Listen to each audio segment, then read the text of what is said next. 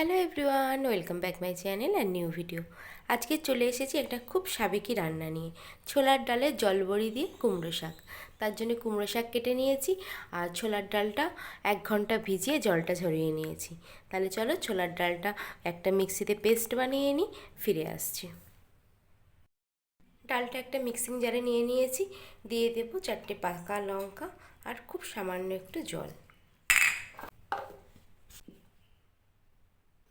এবারে কড়াইয়ের মধ্যে তেল গরম করে কেটে ধুয়ে রাখা আলুগুলো একটু ভেজে নেব 2 মিনিটের জন্য।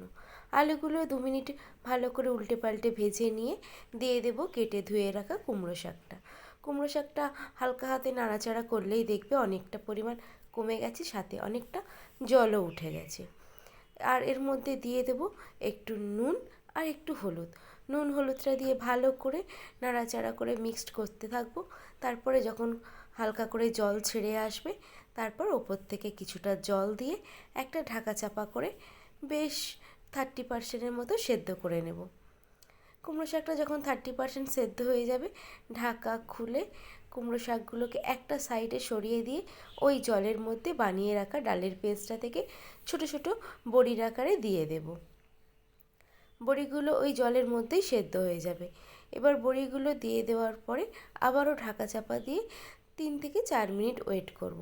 আর 3 থেকে 4 মিনিট ওয়েট করলেই ডালগুলো ভালো করে সেদ্ধ হয়ে যাবে আর খেতেও খুব সুন্দর হবে।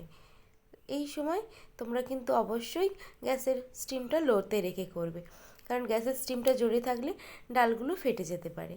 এবারে 2 মিনিট পর সমস্তটা একটা গামলির মধ্যে ঢেলে রেখে কড়াটা পরিষ্কার করে নিয়ে আবারও কড়াইয়ের মধ্যে কিছুটা তেল দিয়ে তার মধ্যে ছোট ছোট করে বড়িগুলো ভেজে নেব। আসলে আমার বাড়িতে তো এক একজন এক এক রকম পছন্দ করে, কেউ ভাজাটা পছন্দ করে, কেউ সেদ্ধটা। তাই আমি 2 রকম একসাথেই করে তরকারিটা করছি।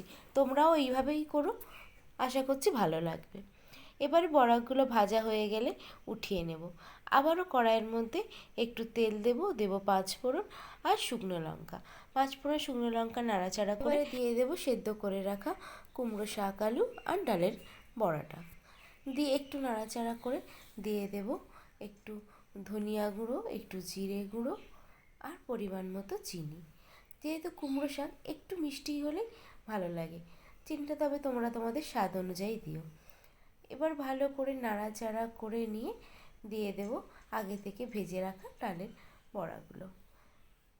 দিয়ে 2 মিনিট ফুটিয়ে নিলেই রেডি আজকের রেসিপি, ডালের জল বড়া দিয়ে কুমড়ো শাক। কেমন হয়েছে তোমরা অবশ্যই কমেন্ট করে জানাবে আর বাড়িতে ট্রাই করবে। তাহলে আজকের মতো টাটা, দেখা হবে আগামীকাল আবারও একটা রেসিপির সাথে। সবাই ভালো থেকো, সুস্থ থেকো, বেশি বেশি করে শেয়ার করো আর চ্যানেলটা অবশ্যই সাবস্ক্রাইব করো।